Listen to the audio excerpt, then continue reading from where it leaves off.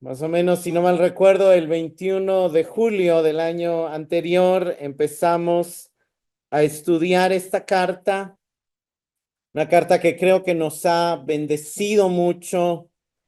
Y hoy vamos a estar en los últimos 6 versículos del libro a los Hebreos. Y yo le he titulado al tema de esta mañana, que Dios los haga aptos, basado obviamente en algo que el autor pide en el verso 21. Como toda despedida, yo creo que toda despedida tiene una parte de celebración y una parte de nostalgia, ¿verdad? Yo creo que hemos estado disfrutando esta carta y de alguna manera, ojalá que lo que hemos aprendido realmente podamos vivirlo y seguirlo viviendo. Algo interesante de esta carta, y voy a quizá recordar algunas cosas que expliqué cuando iniciamos el estudio de la carta. Este es el mensaje número 29 de un estudio consecutivo, de una predicación consecutiva de la carta que encontramos en las Escrituras, escrita por un autor desconocido a los hebreos. Y esa es una de las características principales de esta carta. Esta carta vamos a ver hoy que termina igual que todas las cartas, con un epílogo, palabras finales, saludos y bendición final, pero inicia diferente. Ustedes se recordarán que todas las cartas generalmente inician con el autor presentándose y saludando, pero esta carta no, porque esta carta, una de sus características al ser anónima, es que nos muestra que el deseo del autor es que el protagonista, no solamente de su carta, sino de nuestra historia y de nuestra vida, sea Dios. Por eso la carta inicia: Dios, habiendo hablado en otros tiempos y de muchas maneras a los padres de los profetas, hoy nos ha hablado por el Hijo. Y la carta viene y desarrolla cómo Cristo es hijo y los ángeles no, y nos llama a nosotros a ser hijo. Y empieza con mostrarnos la superioridad de Cristo sobre los ángeles, y nos pasa a mostrar la superioridad de Cristo por encima de los profetas, y nos pasa a mostrar la superioridad de Cristo en comparación con Moisés, con Josué y con todos los héroes de la fe, que de alguna manera no dejan de tener un lugar y no dejan de ser un ejemplo, como Abraham con su fe y con paciencia, como Job, a quienes debemos de imitar.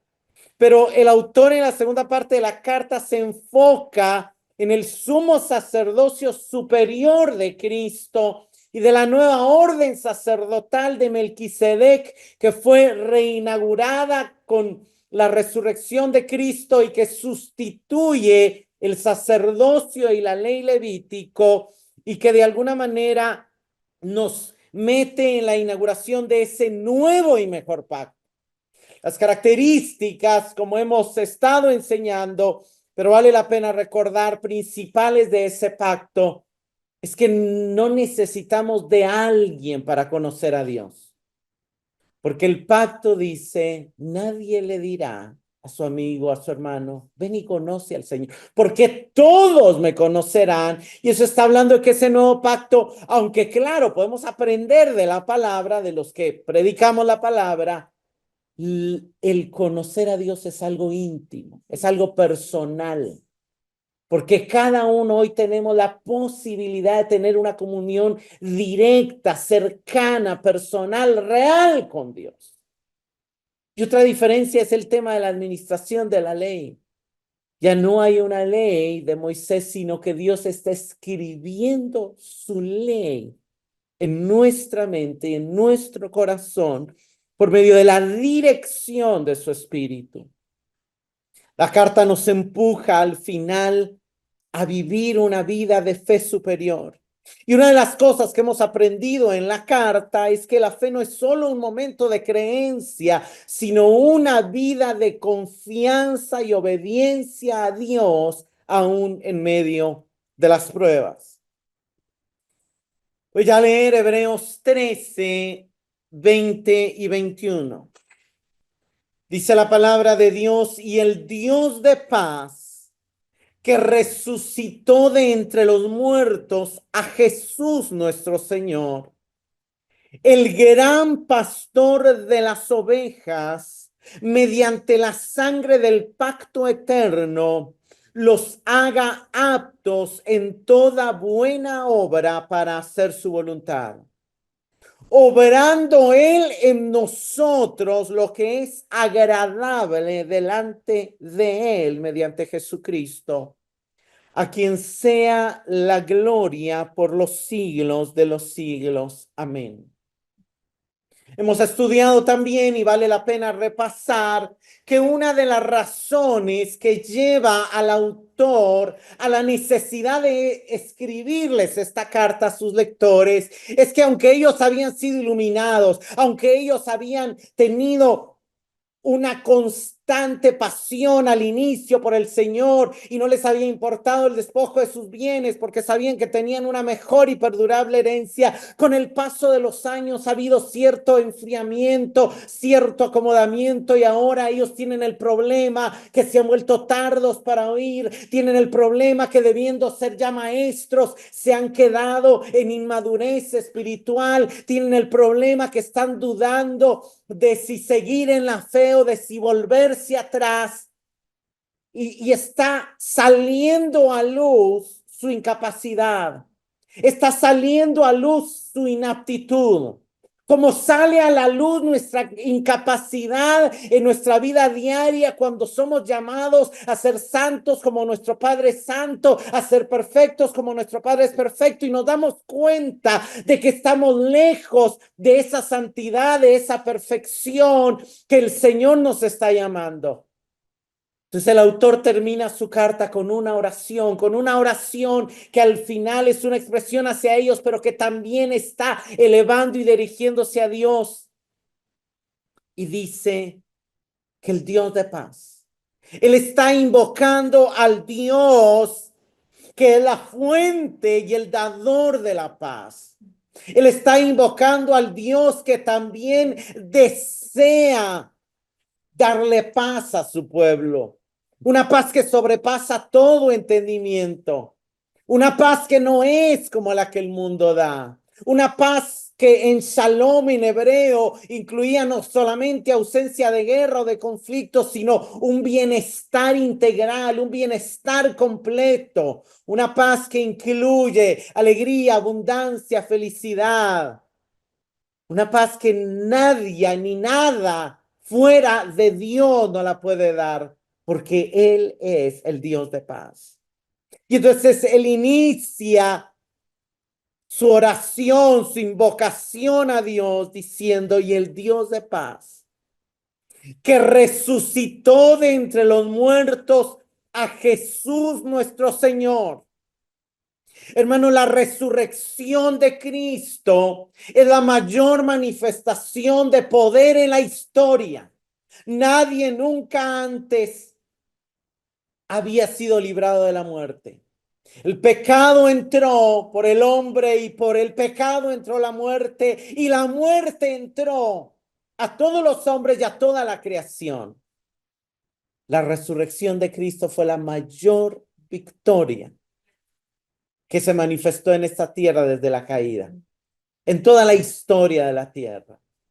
Y fue Dios, ese Dios de paz, el que resucitó de entre los muertos a Jesús. Y este Jesús que resucitó de entre los muertos es nuestro Señor. Le debemos obediencia. Pero no solamente es nuestro Señor, Él es el gran pastor de las ovejas. Cuando el autor usa esta expresión, el gran pastor de las ovejas, está obviamente haciendo un contraste entre la grandeza de Jesús, comparándolo con la grandeza de Moisés, de David y de los pastores que fueron buenos pastores hacia el pueblo de Israel, y que él ha mencionado algunos en su carta.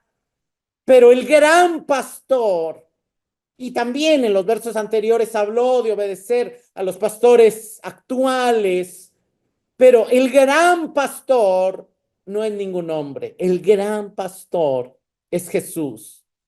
Y nosotros somos sus ovejas, quienes oímos su voz y le seguimos. Quienes fuimos comprados por precio de sangre, porque Él como el gran y buen pastor dio su vida por nosotros.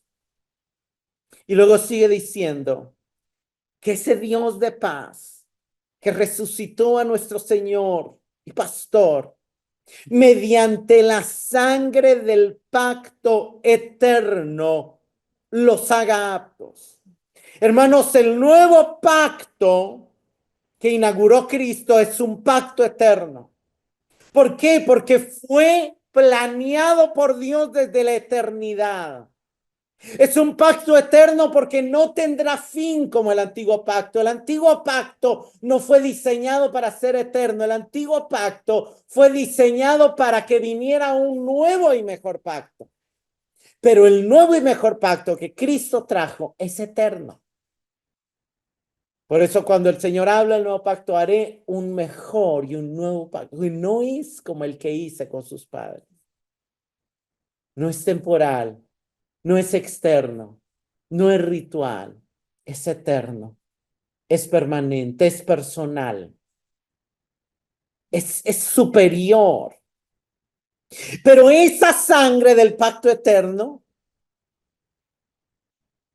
en la carta el autor nos dijo que perdonó nuestros pecados y nos santificó. En el capítulo 9 lo vimos. Esa sangre del pacto eterno también vimos que nos consagró para ser sacerdotes. Lo que el autor usa la palabra perfeccionar, pero que se traduce mejor capacitar y consagrar. Lo vimos en el capítulo 10. Ya hay algo que la sangre del pacto eterno ha hecho con nosotros. Pero él dice, pero la sangre sigue activa. Y que ese Dios de paz, a través de esa sangre, los haga aptos. ¿Qué quiere decir? Que ya nos perdonó, ya nos limpió, ya nos consagró y nos sigue capacitando. El Señor, nosotros necesitamos el ser rociados, como lo dice el apóstol Pedro, el seguir siendo rociados con la sangre de Cristo, porque necesitamos seguir siendo capacitados. ¿Cómo sucede eso? Cuando entramos al santuario. Por eso dos invitaciones fuertes en la carta, en el capítulo 4 y en el capítulo 10 son, ya tenemos acceso, acerquémonos con confianza. ¿A dónde? Al trono de la gracia. Donde recibimos ayuda, donde recibimos socorro, donde recibimos gracia, donde recibimos los rociamientos de la sangre que nos capacitan. Entonces dice, los haga aptos, ese los haga aptos, es los perfeccione, ese los haga aptos, se los lleve a la madurez, ese los haga aptos, se los conduzca a la paz y a la santidad en toda buena obra. Hermanos, ¿qué es toda buena obra? Es toda obra de obediencia a la palabra de Dios. Es toda obra de obediencia a la dirección del Espíritu. Es toda obra que Él hace en nosotros y que tiene valor eterno. Toda buena obra para hacer su voluntad. Así como Jesús vino a hacer su voluntad, nosotros somos llamados a seguir a Jesús y a ser capacitados por Jesús para hacer su voluntad. Obrando Él en nosotros lo que es agradable delante de Él. Hermanos, el autor acaba de decirnos lo que es agradable delante de Él. En el mensaje anterior vimos las cosas que son agradables delante de Él. Es agradable delante de Él que ofrezcamos sacrificios de alabanza, fruto de labios que confiesan su nombre. Es agradable delante de Él que hagamos el bien y practiquemos la ayuda mutua a otros. Es agradable delante de Él que amemos a Dios, que amemos a los hermanos. Es agradable delante de Él que obedezcamos la palabra, que huyamos de la lujuria, de la codicia, del pecado. Me llama mucho la atención esto porque quiero resaltar aquí esta frase, obrando Él en nosotros. Hermano, la vida cristiana es una vida llamada a vivir en dependencia y en sumisión a Dios. La única manera de que Dios obre en nosotros es cuando crucificamos nuestro yo, cuando rendimos nuestra capacidad humana, cuando nuestro yo y nuestra capacidad humana son crucificadas y humilladas. Solo ahí Dios puede obrar en nosotros. Porque es cuando estoy juntamente con Cristo crucificado que no vivo yo, sino es Él el que vive, el que obra, el que actúa en mí. El autor deja esta oración, hermanos, porque hay una necesidad que Él ha detectado en esta iglesia y en toda la iglesia y en nosotros. Y necesitamos que Dios nos capacite. Nos capacite para anularnos de tal manera que Él actúe en nosotros y que Él haga en nosotros y que Él obre en nosotros lo que le agrada delante de Él. Y hay casi que un énfasis mediante Jesucristo, que está diciendo sin que Cristo esté conectado a nuestra vida, sin que permanezcamos a Él, no va a poder Él obrar en nosotros, porque ese obrar de Él en nosotros solo se da mediante Jesucristo. Por eso Cristo debe ser el centro, el motor, el director de nuestra vida diaria. A quien sea la gloria por los siglos de los siglos. Amén. Hermanos, el énfasis claramente es Dios, pero la necesidad de actuar está en nosotros.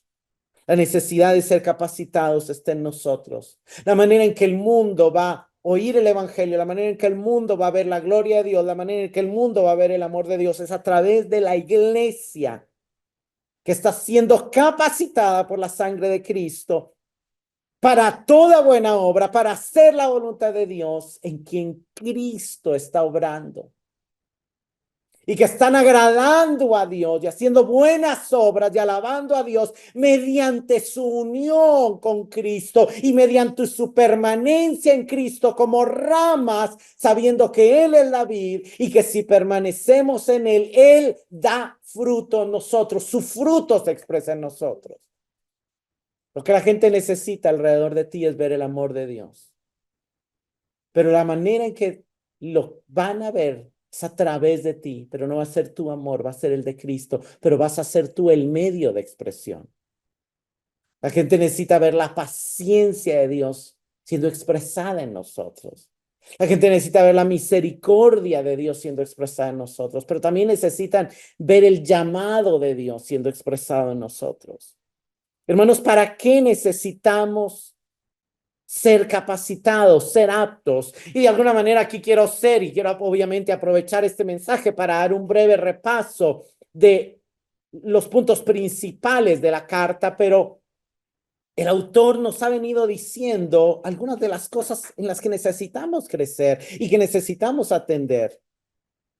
¿Qué es lo que necesitamos? ¿En qué es lo que necesitamos ser capacitados por Dios, hermanos? En cuidar la gran salvación que hemos recibido, atendiendo a lo que hemos oído. ¿Y sabe cuál es lo que hemos oído? ¿Sabe cuál fue el mensaje que Jesús más predicó? Las palabras que Jesús dijo más veces que se cuentan en los evangelios. El que quiera seguirme tiene que negarse a sí mismo, tomar su cruz y entonces puede seguirme. El mensaje que hemos oído, al que necesitamos cuidar, es el mensaje de la cruz. Pero necesitamos también ser capacitados por Dios para entrar en su reposo. Hermano, la voluntad de Dios es nuestra santificación, pero la voluntad de Dios también es que reposemos de nuestras obras para que sean sus obras en nosotros. Eso es parte del reposo de Dios. En el capítulo 5, del 5 al 6, también otra de las necesidades que vimos en la carta es que necesitamos avanzar hacia la madurez. Hermano, la voluntad de Dios es que ejercitemos nuestros sentidos en el discernimiento del bien y del mal, que seamos maestros de otros, tanto con nuestros labios como con nuestras actitudes, que seamos modelo para nuestros vecinos, para nuestros hijos, para las personas que están a nuestro alrededor. Necesitamos también ser capacitados para dejar de pecar voluntariamente. Bueno, la voluntad de Dios es que vivamos purificando nuestro corazón de mala conciencia y que vivamos también estimulándonos al amor y a las buenas obras, no dejando de congregarnos. Está en esta sección. Necesitamos también ser capacitados para no rechazar las amonestaciones internas de la voz del Señor a nuestro corazón. La voluntad del Señor es que atendamos su voz, que atendamos la dirección de su espíritu, que perseveremos en la fe, que imitemos a los que por la fe y la perseverancia heredaron las promesas.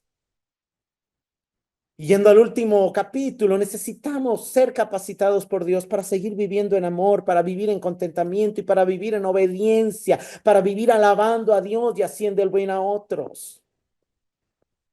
El verso 22, el autor dice, les ruego, hermanos, que soporten la palabra de exhortación, pues les he escrito brevemente. El término exhortación, paraclesis, en general se puede traducir ánimo, consuelo, estímulo, súplica, ruego, pedido fervoroso, pero hay que entender que era el nombre que se le daba a la predicación en la sinagoga y es sinónimo de sermón, de predicación, de homilía. Pero algo interesante es que él dice, les ruego que soporten.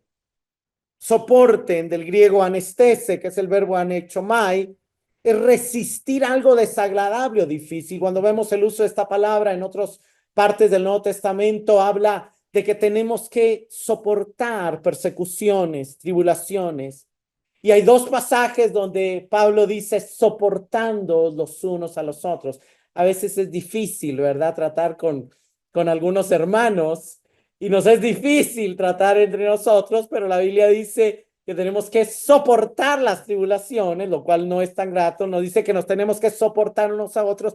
Pero algo interesante, hermanos, es que él sabe que el mensaje de la carta no ha sido el mensaje más fácil de recibir. Hay un mensaje difícil en la carta y por eso él usa el término soporten esta palabra de exhortación. Yo también les pido soporten esta predicación y dado a eso quiero hacer un breve resumen de las advertencias que el autor hace en la carta.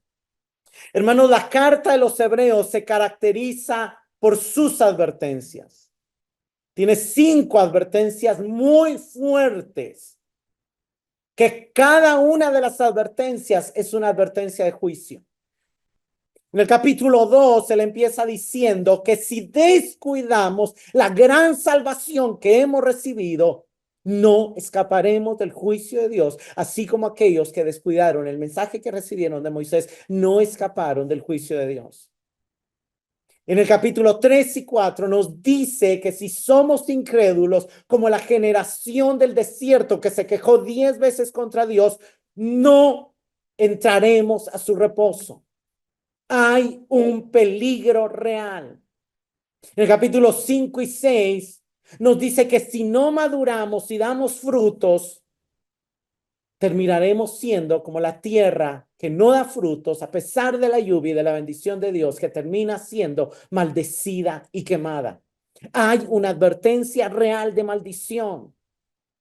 En el capítulo 10 nos dice que si pecamos deliberadamente, lo único que podemos esperar es una horrenda expectación de juicio y fuego que ha de consumir a los adversarios. Y en el capítulo 12 también nos dice que si no escaparon aquellos que desatendieron la voz del que los amonestaba desde la tierra, ¿cómo escaparemos nosotros del juicio si rechazamos la voz de Cristo que nos amonesta desde el cielo? Claramente ahora entendemos por qué el autor está diciendo soporten esta palabra de exhortación. No es fácil que vengan y nos digan viene juicio. Si no atiendes, si no vuelves, si no ablandas tu corazón, si sigues endureciendo tu corazón, viene juicio. Lo vemos también en las cartas de Apocalipsis. Hay una iglesia a la que el Señor le habla y les dice, si no dejan la doctrina de los nicolaitas, yo mismo vendré, les dice el Señor, y pelearé contra ellos con la espada de mi boca. Lo vemos también en la instrucción en la cena del Señor. Quienes no disciernan el cuerpo y la sangre del Señor, juicio, comen y beben para sí. Ahora, ¿por qué encontramos estas advertencias de juicio en la Escritura, en el Nuevo Testamento? Porque lo que el autor y lo que Dios está tratando de hacer es enfatizar, hermano, la gran importancia de permanecer fieles a Cristo, de confiar en su gracia y de descuidar lo que Él ha hecho con nosotros. Algunos interpretan que la principal, o algunos resumen que la carta a los hebreos fue escrita para advertir acerca del peligro llamado apostasía. Yo estoy sí o no de acuerdo con esa opinión porque ahí entra el significado de las palabras. Yo sí creo de que hay una apostasía reversible como la de Pedro cuando negó al Señor, y hay una apostasía irreversible, pero que de alguna manera se puede malinterpretar, porque en realidad la palabra apostasía se traduce como el abandono, el rechazo o la renuncia de la fe. A mi parecer, aunque el autor sí podría estar advirtiendo contra ese peligro, para mí el peligro yo lo llamaría más el descuido de la salvación. Yo creo que el peligro contra el que el autor nos advierte en esta carta es contra el descuido de nuestra salvación, contra el descuido de nuestra comunión con Dios, contra el descuido, contra el abandonar el primer amor, contra el descuidar la fe y la perseverancia, contra el abandonar la carrera, contra el ser frenados en la carrera y dejar de crecer y dejar de avanzar. Eso es para mí, de alguna manera. Y aquí escribí tal vez un resumen de la palabra de exhortación en la carta. Puse: la palabra de ánimo es el nuevo pacto del que participamos, es mucho mejor y mayor que el antiguo pacto. La advertencia es que así como en el antiguo pacto se podía seguir siendo pueblo de Dios y perder las bendiciones del pacto, y obviamente él nos habló de los israelitas que perdieron la entrada a Canaán, de Saúl que perdió la primogenitura, de personas que perdieron el reino de Dios y terminar muriendo en el desierto, morando en el desierto o cautivo en otras naciones, porque él nos explicó cómo el pueblo de Israel recibió las maldiciones de la ley y fueron exiliados a Egipto. También en el nuevo pacto se puede dejar de gozar la entrada al reposo y a la gracia de Dios disponible en el santuario celestial por incredulidad, lo cual sería infidelidad en pacto. El punto del autor es que ambos pactos, aunque son diferentes, demandan fidelidad. El antiguo pacto, obviamente, la fidelidad se medía por la obediencia a la ley de Moisés, pero en el nuevo pacto la fidelidad la demostramos por medio de la fe, por medio de la esperanza, por medio del amor y por medio de la obediencia a la voz de Cristo. Hermanos, el punto es que tenemos mayores privilegios y eso implica mayores responsabilidades. Yo creo que ese es uno de los puntos del autor. Podemos estar destinados a vivir una vida gloriosa si cuidamos esa comunión cercana con Dios, y terminar siendo hijos de Dios y vivir una vida miserable porque estamos descuidando lo más importante y estamos valorando más lo temporal que lo eterno. El pueblo de Israel salió de Egipto destinado a tener una ciudad gloriosa. ¿Pero qué pasó? Se quejaron y se quejaron y terminaron muriendo en el desierto. Y ese es el peligro. Hay algunos mensajes que resaltan en la carta que vale la pena recordar. Y uno de los mensajes que se repite, hermanos, es la necesidad de poner los ojos en Cristo. El autor dice en el capítulo 3, en el capítulo 12, consideremos, contemplemos, miremos a Jesús. Toda la carta se enfoca en mostrarnos a Cristo. Desde el inicio nos dice: vean, Él es el Hijo, vean, Él está sentado a la diestra del Padre, vean, Él efectuó la purificación de los pecados, vean, Él es mayor que los ángeles, vean, es mayor que Moisés, vean, es mayor que Josué, vean, vean, vean, vean a Cristo. el Hijo de Dios, nuestro sumo sacerdote, quien entró como precursor detrás del velo para abrirnos entrada al Padre, quien es el autor y consumador de la fe. Y yo expliqué que esta palabra autor también tiene que ver con que Él dirige la carrera de la fe y se podría entender que Él es nuestro entrenador en la carrera de la fe. Hermanos, hay un llamado a que nuestra mirada esté enfocada en Cristo. Cristo es la última expresión y máxima de la palabra de Dios. Sí, en otros tiempos Dios habló de diferentes maneras, en sombras, de forma no tan clara por los profetas, pero Cristo es la misma expresión de su naturaleza, la más clara manifestación de su gloria. Es la palabra misma, es el mensajero y el mensaje mismo. Él inauguró el nuevo pacto y el inicio de los postreros días. Él cambió el tiempo, Él trajo un cambio en el tiempo. Él inauguró el tiempo en el que Dios derramaría su espíritu sobre toda carne y habrían manifestaciones reales de la dirección del espíritu en la vida de su pueblo. Y eso es real. Él purificó nuestra conciencia, lo que la sangre de los animales no podía hacer, podía lavar externamente, cubrir externamente, pero la sangre de Cristo es poderosa, dice el capítulo 9 de Hebreos, para purificar nuestros corazones, nuestra conciencia. Él no vino, hizo una remoción a medias, Él removió por completo nuestra culpa, nuestro pecado, nuestro temor, nuestro dolor. En el capítulo 10 también nos dice que a través de su cuerpo, que era el velo, Él habilitó un camino nuevo y vivo para acceder a Dios, para acceder al mundo venidero, para acceder al cielo, para acceder al reino de Dios.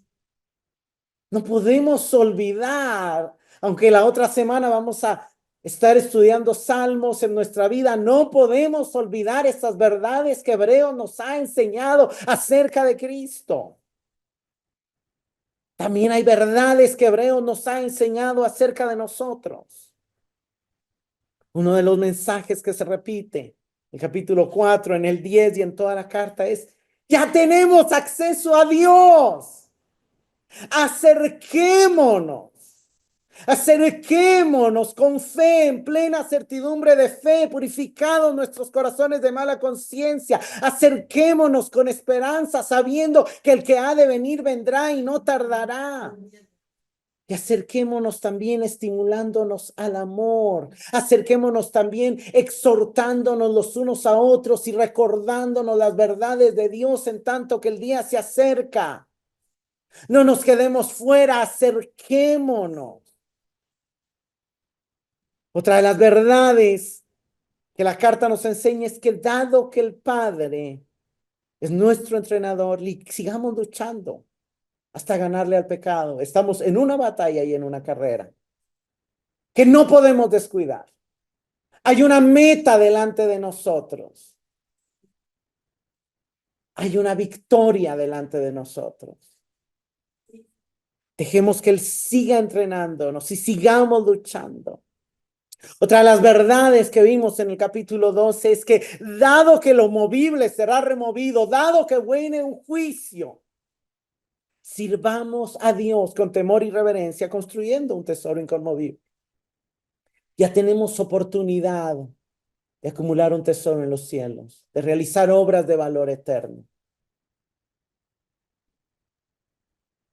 Y al final del capítulo, no, a mediados del capítulo 13 también vimos que aunque seguir a Cristo nos traiga oprobio, vergüenza, dolor, persecución, crucifixión, es el único camino posible a la gloria.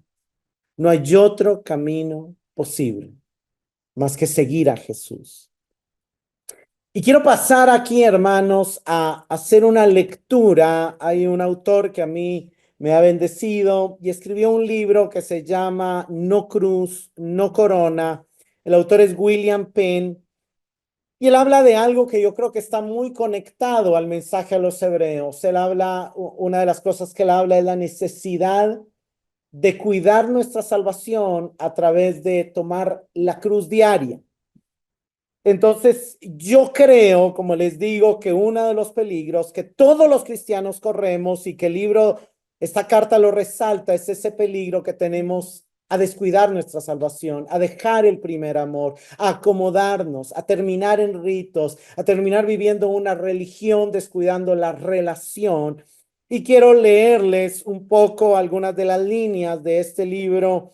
eh, de la importancia de tomar la cruz diariamente. El autor, obviamente yo saqué ciertos tractos, si ustedes quieren leer el libro, pues es un libro de mi parte recomendado, se llama No Cruz, No Corona, escrito por William Penn, un inglés de creo que los años 1600, 1700, pero él habla un poco, esta primera diapositiva es una pregunta que él hace sobre realmente una meditación que él tiene sobre una degeneración que ha habido en el cristianismo en sus días y que se ha dado en muchas generaciones, ¿verdad? Lo vemos en los primeros años, las iglesias a las que Jesús les habla en Apocalipsis no son las mismas del Nuevo Testamento.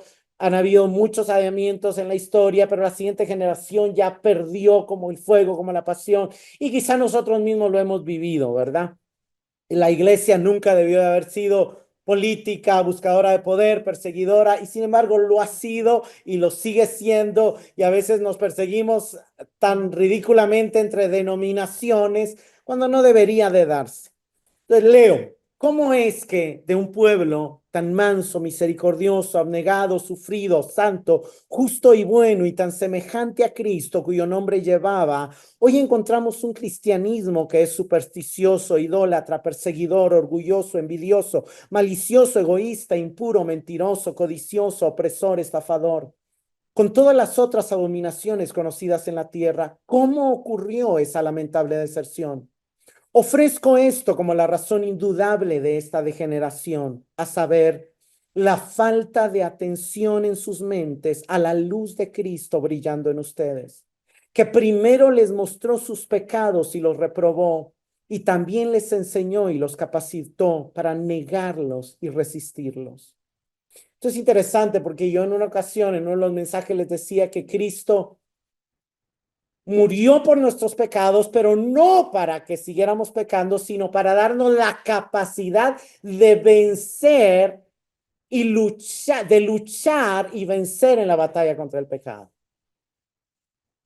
Y de alguna manera, cuando desatendemos esa necesidad de ir a la cruz diario, de ir a la palabra diario, de ir a la oración diaria y de seguir presentando esa batalla, empieza un decaimiento, empieza un ensordecimiento, empieza un endurecimiento de corazón, empieza algunas de las cosas que se ven en esta iglesia y que se ven en muchas iglesias y que creo yo que en nuestra historia hemos visto en nosotros.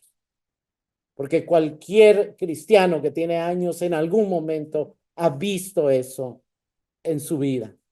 Déjeme seguirle leyendo.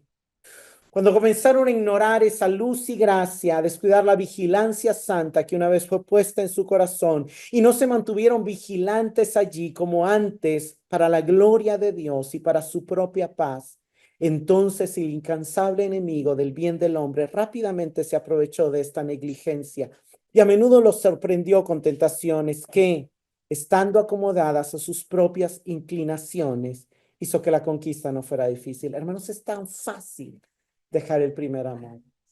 Porque tenemos esa inclinación a entretenernos con Netflix, con esto, con lo otro, con el trabajo, con aquí, con allá, con el dinero. Es tan fácil ignorar esa luz que tenemos que buscar día a día. Sí, se rehusaron a tomar el santo yugo de Cristo y llevar su cruz diaria. Fueron indiferentes con sus propios afectos y no mantuvieron ningún control sobre sus acciones, olvidándose de llevar una cuenta en sus propias conciencias por medio de Cristo, su luz, el gran obispo de sus almas y juez de sus obras. De esta manera su temor santo decayó y su amor se enfrió. Y por lo tanto la vanidad se multiplicó y el deber se convirtió en carga. Entonces vino la formalidad en vez del poder de la piedad y la superstición en lugar de la obra de Cristo. La ofensa de la Santa Cruz cesó. La ofensa de la Santa Cruz es el llamado que el autor nos hace a llevar su oprobio, a llevar su vergüenza, a llevar su ofensa de manera diaria. La ofensa de la Santa Cruz cesó, el poder de la piedad se negó, la abnegación se perdió, el negarse a sí mismo significa la palabra abnegación, el decirle no al deseo en mí que quiere la comodidad, el pecado, la maldad, la comodidad, etcétera, que quiere solo mi bien personal y no ayudar a otros. La abnegación se perdió. Y a pesar de que se hicieron fructíferos en la invención de ornamentos ceremoniosos, quiere decir eso, que inventaron cómo hacer cultos bonitos, eso es lo que está diciendo ahí. Ceremonias adornadas, es lo que está diciendo ahí.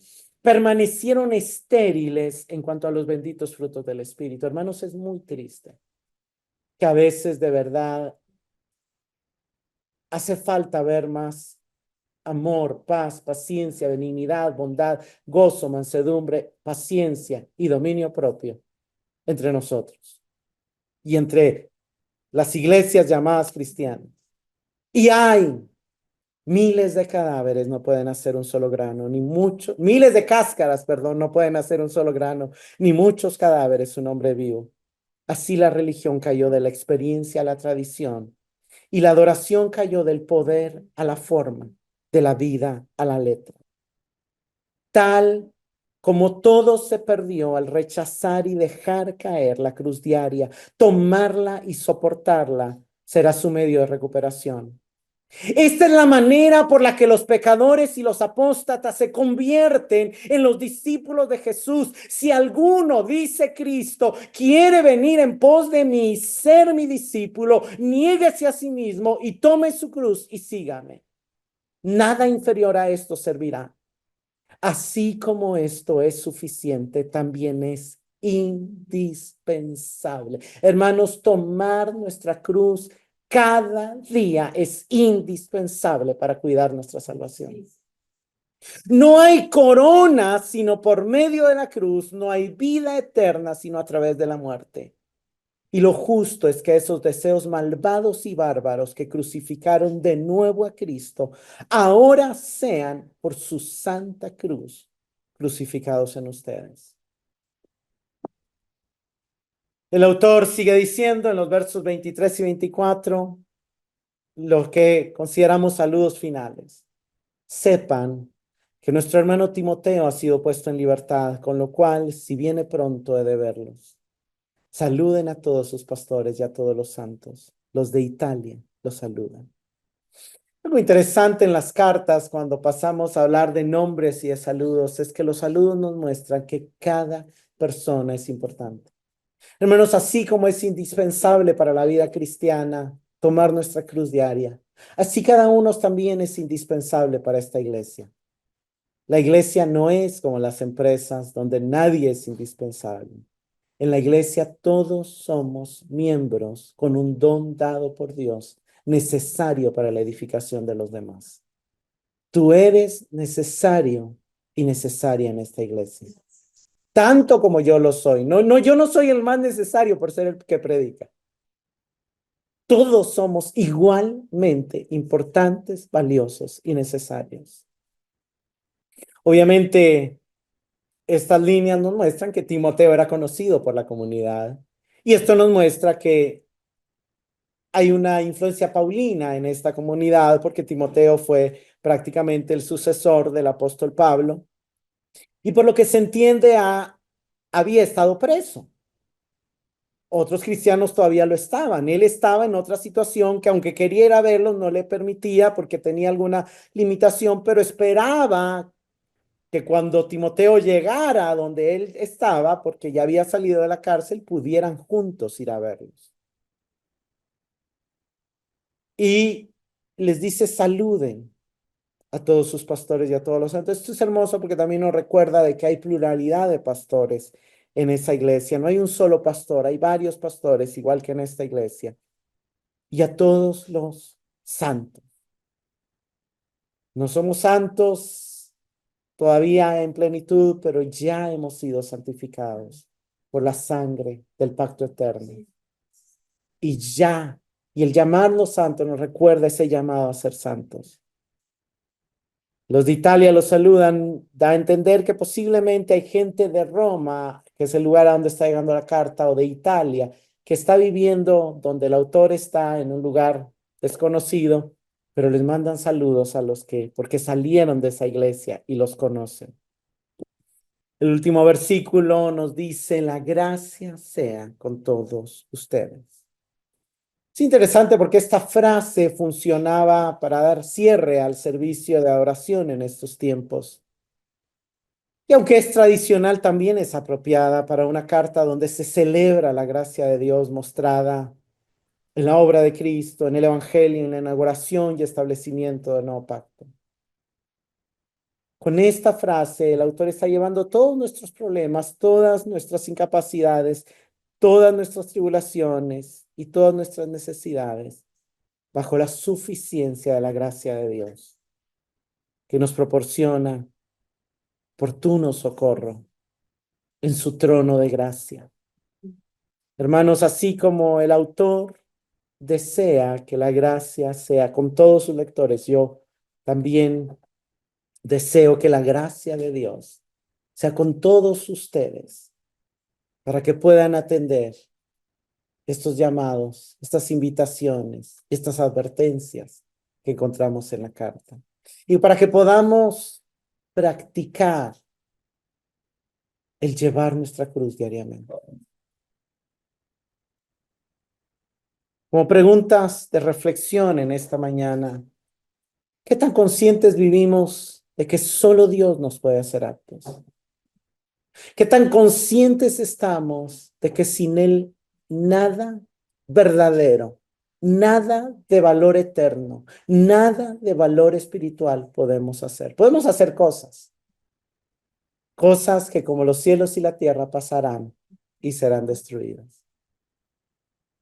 Pero si Él obra en nosotros, podemos hacer cosas que cuando venga el día del juicio permanecerán, porque están hechas de plata, de oro, de piedras preciosas, porque son inconmovibles, porque pertenecen a la naturaleza del reino inconmovible.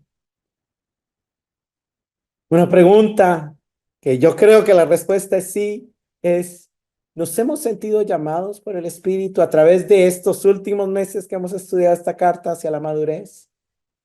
Hacia un mayor compromiso con el Señor, hacia un mayor nivel de santificación. ¿Qué tan fácil nos es soportar una advertencia que nos dice que estamos en peligro y que no estamos haciendo nada por librarnos del mismo? Porque ese es el mensaje de la carta. Anhelas cuidar tu salvación a través de seguir a Cristo tomando tu cruz diariamente. Pongámonos de pie en esta mañana. Señor, te damos gracias por tu palabra. Te damos gracias por el mensaje de esta carta inspirada por tu Espíritu Santo a un autor desconocido, pero que es tan necesaria para nosotros hoy. Señor, te pedimos perdón por todas las ocasiones en las que hemos descuidado nuestra salvación.